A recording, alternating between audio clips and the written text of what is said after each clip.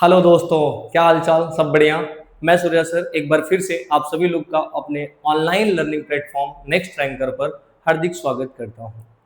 बेटा, इस बार जो हम लोगों की सीरीज शुरू होने वाली है वो ज्योमेट्री के स्ट्रेट लाइन की पोर्शन शुरू होने वाली है। तो हम आज स्ट्रेट लाइन को पूरा बाकायदे अच्छे से डील करेंगे और आई होप आप लोग को पूरी टॉपिक समझ में आएगी ये। और पूरे के पूरे एग्जाम के जितने भी पीवाईक्यू है बेटा, सारे पीवाईक्यू को हम वन बाय वन डील करेंगे एंड सारे कॉन्सेप्ट को भी डील करेंगे। May be in a particular फिर भी आपको किसी टॉपिक में अगर प्रॉब्लम फेस करने को मिला तो आप बताइएगा, हम उसके लिए एक अलग से वीडियो लेक्चर आपके लिए जरूर लेकर आएंगे, ठीक है। लेकिन पूरी की पूरी कोशिश करेंगे कि एक ऐसी कंटेंट आपको स्ट्रेट लाइन की मिले जिससे आप कोई भी एग्जाम के लिए बैठे, चाहे वो आपके ग्रेजुएशन का एग्जाम हो या एंट्रेंस एग्जाम हो, मे भी सारे एग्जाम के लिए ये कवर हो जाए। तो ये बहुत ही यूजफुल कंटेंट आपके लिए होने वाली है एंड ये स्ट्रेट लाइन के जो सीरीज है बहुत ही शानदार होने वाली है। बस आप लोग कंटिन्यूटी को बनाए रखिएगा। चलते हैं बिना किसी समय को व्यतीत किए हुए हम अपने इस स्ट्रेट लाइन के पोर्शन को बेटा शुरू करते हैं।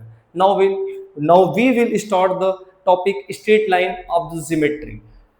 Sir, straight line, what is the straight line? अब स्ट्रेट लाइन में ये क्या कह रहा है कि pair of the plane, pair of the plane मतलब एक plane and a dash x plus b dash y plus c dash z plus d is equal to zero. मतलब ये दो प्लेन मेरे को दिया है, ए dash x sorry a x plus b y plus c z plus d is equal to zero and a dash x plus d b dash y plus c dash z plus d dash is equal to zero. हम इन दोनों plane के pair को represent the straight line, हम इनको straight line बोलेंगे। क्या बोलेंगे? Straight line. कब? इफ दे आर इंटरसेक्ट, अगर ये इंटरसेक्ट करेंगे तो हम इनको क्या बोलेंगे? स्ट्रेट लाइन बोलेंगे। यानी दो प्लेन के इक्वेशन को हम स्ट्रेट लाइन रिप्रेजेंट कराएंगे कब? जब अगर वो इंटरसेक्ट करेंगे। बेटा इस बात को इस तरीके से समझना और अच्छे से आएगी, ठीक है। थोड़ा सा देखना, हम क्या किया कि एक अपने पास 3D एक्सिस को कंस्ट्रक्ट किया। ये अपने पास हो गया O, ये अपने पास हो गया X, ये हो गया Y और ये हो गया Z। भाई एक चीज समझना, आपको बताया गया था जब प्लेन का पोर्शन शुरू हुआ था, इस वाले हम पोर्शन को क्या कहते हैं बेटा? इस वाले पोर्शन को हम क्या कहते हैं? This is the XY plane.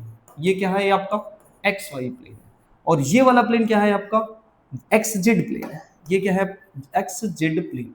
यानी ये आपका है XZ प्लेन, XZ प्लेन। अब ये एक प्लेन और ये एक प्लेन, ये एक दूसरे को इंटरसेक्ट की है तो एक लाइन का फॉर्म हुआ है जिसको हम एक्स एक्सिस बोल रहे हैं। क्या बोल रहे हैं? X axis. यानी एक प्लेन और एक प्लेन आपस में जब इंटरसेक्ट किया तो एक एक्सिस का फॉर्म हुआ जिसको हम क्या बोल रहे हैं? स्ट्रेट लाइन बोल रहे हैं। अब ध्यान रहे, जरूरी नहीं कि हर बार प्लेन इंटरसेक्ट करे तो एक्सिस ही हो। जिस तरीके से ये प्लेन इंटरसेक्ट किया तो एक्सिस है, उसी तरह कभी भी कोई एक प्लेन अगर इंटरसेक्ट कर रही है तो एक स्ट्रेट लाइन का फॉर्म करती है बेटा। जैसे आपने देखा ये भी एक प्लेन है और ये भी एक प्लेन है, अगर ये इंटरसेक्ट करेगा तो एक लाइन का फॉर्म करेगा जिसको हम जेड एक्सिस बोलते हैं। यानी सीधा साधा कहानी ये है आपके लिए बेटा कि अगर कोई दो प्लेन आपस में इंटरसेक्ट करते हैं तो एक स्ट्रेट लाइन का फॉर्म करते हैं। यानी पेयर ऑफ प्लेन, यानी दो प्लेन को एक साथ लें तो वो किसको रिप्रेजेंट करता है? स्ट्रेट लाइन को। यानी अगर एक प्लेन और एक और प्लेन दोनों एक साथ हम ले लेते हैं तो वो किसको रिप्रेजेंट करता है? स्ट्रेट लाइन को रिप्रेजेंट करता है। आई होप इतनी बातें आपको समझ में आई होंगी। ठीक, आगे चलता है बेटा, समझ लो। अगला टॉपिक है equation of straight line in the symmetrical form. अब हमें इक्वेशन ऑफ स्ट्रेट लाइन बताना है, किस फॉर्म में बताना है? सिमेट्रिकल फॉर्म में बताना है। अब सिमेट्रिकल फॉर्म क्या होता है इस बात को समझते हैं। मतलब general equation of the straight line आपको बताना है। अब ध्यान दें, to find the equation of a straight line passing alpha beta gamma and direction cosine l m N.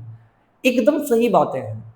किसी भी स्ट्रेट लाइन को आपको अगर निकालना हो, किसी भी स्ट्रेट लाइन का इक्वेशन आपको अगर फाइंड करनी है तो एटलीस्ट दो वैल्यू तो आपको पता ही होनी चाहिए।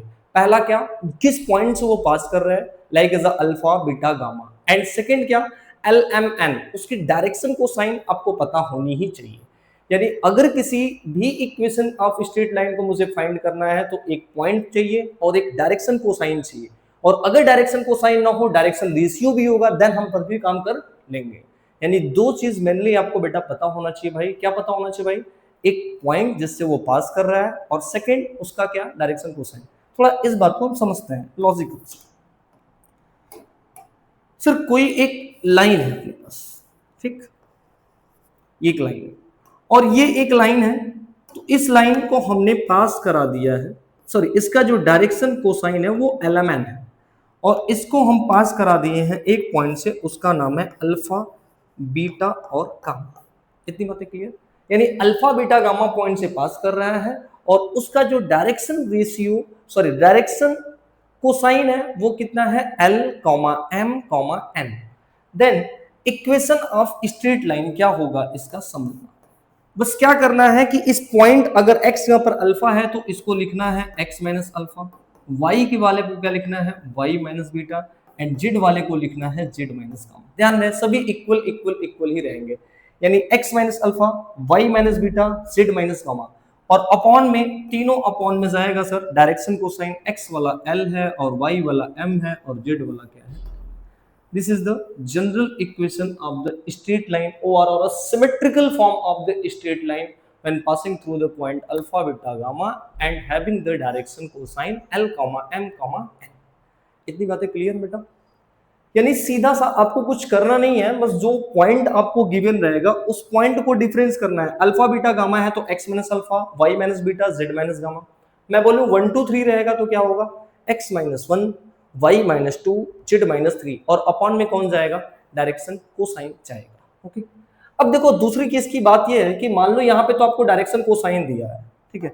अब अगर ये थर्ड केस में क्या कह रहे हैं कि अगर मेरे पास if A, B, C are direction ratio, अब अगर आपके पास डायरेक्शन रेशियो मिल जाए देन इक्वेशन पे क्या फर्क पड़ेगा हम उसको जानते हैं। अच्छा, अगर डायरेक्शन रेशियो है तो डायरेक्शन रेशियो से कोसाइन में कैसे कन्वर्ट किया जाता है सर, स्क्वायर रूट से हर एक टर्म में डिवाइड किया जाता है, यानी root a square plus b square से इसमें डिवाइड करेंगे, root a square plus b square से इसमें डिवाइड करेंगे, root a square plus b square plus c square से इसमें डिवाइड करेंगे। एंड डिवाइड करने के बाद जब यहां पर आप ले जाके वैल्यू को पुट करेंगे तो बेटा ध्यान देना इक्वल इक्वल है और रेशियो होने के कारण वो रूट सारे के सारे कट जाएंगे और नीचे क्या बचेगा, केवल ए बी सी बचेगा। यानी मेरे कहने का मतलब कि अगर वो डायरेक्शन रेशियो भी दिया रहेगा तो हमारे स्ट्रेट लाइन पे कोई फर्क पड़ने वाला नहीं है, यानी जैसा का तैसा रहेगा, x minus alpha, y minus beta, z minus gamma, upon में a, अपॉन में b और अपॉन में क्या जाएगा c। ओके, आई होप ये बातें आपको समझ में आ गई।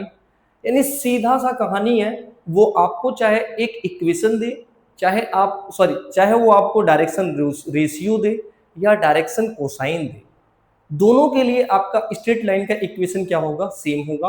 हाँ, पॉइंट अगर दिया रहेगा तो पॉइंट वो वेरी करेगा। ओके, इतनी बातें क्लियर है? I hope. थोड़ा सा इस पे एक छोटा सा एक एग्जांपल लेते हैं, एग्जांपल के लिए थोड़ा सा वेट, ठीक है। अब एग्जांपल क्या है, समझो। Find equation of straight line,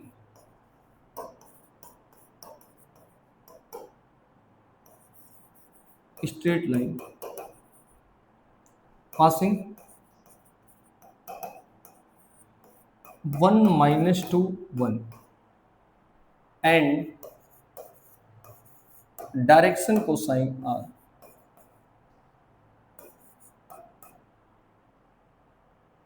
sorry direction ratio r 1 minus 1 2, ठीक। यानी ये आपके पास डायरेक्शन रेशियो क्या कह रहा है, find the equation of the straight line passing through the 1 minus 2 1 and direction ratio, dr का मतलब बेटा डायरेक्शन रेशियो r 1 minus 1 2। तो आपको सीधे क्या करना है कि इक्वेशन ऑफ स्ट्रेट लाइन जब भी लिखना है तो पहले पॉइंट का equation of line, sir x minus point 1 is equal to y minus point, sir ये ऑलरेडी माइनस में है और यहाँ पे ऑलरेडी फार्मूला माइनस है, तो माइनस माइनस क्या हो जाएगा, प्लस हो जाएगा। क्यों यहाँ पे प्लस हुआ समझ में आया बात है, क्योंकि y माइनस लिखेंगे, ये ऑलरेडी माइनस है, यहाँ पे क्या हो जाएगा plus, and is equal to z minus 1, upon में क्या जाएगा, अपॉन में जाएगा डायरेक्शन रेशियो या कोसाइन, दोनों बातें सेम होंगी, यानी 1 minus 1 और 2। This is the equation of the straight line. I hope आपको ये बातें समझ में आ रही होंगी कि इक्वेशन ऑफ स्ट्रेट लाइन का सिमेट्रिकल फॉर्म का इक्वेशन हम कैसे बनाएंगे, ठीक है। यानी सीधा सीधा वैल्यू किसके डिपेंड कर रहा है, हमें एक पॉइंट चाहिए और या तो एक डायरेक्शन रेशियो चाहिए और या तो एक डायरेक्शन कोसाइन चाहिए। ये एक वेरी शॉर्ट वीडियो जा रहा है आपके पास। देन नेक्स्ट लेक्चर में आपको इससे पूरे रिलेटेड टॉपिक, इसके ठीक आगे के टॉपिक आपको मिल जाएंगे, ठीक है। आई होप आपको ये बातें सब समझ में आ रही हैं। देन आप इस लेक्चर को शॉर्ट में थोड़ा सा 5 या 7 मिनट के लिए ही है, और अगला जो लेक्चर है आपके लिए वो भी यूजफुल है, तो आप अगले भी लेक्चर को इसके साथ ही देख लेना, दोनों लेक्चर एक साथ ही आपको मिलेंगे, ठीक है बेटा। तब तक के लिए बाय बाय।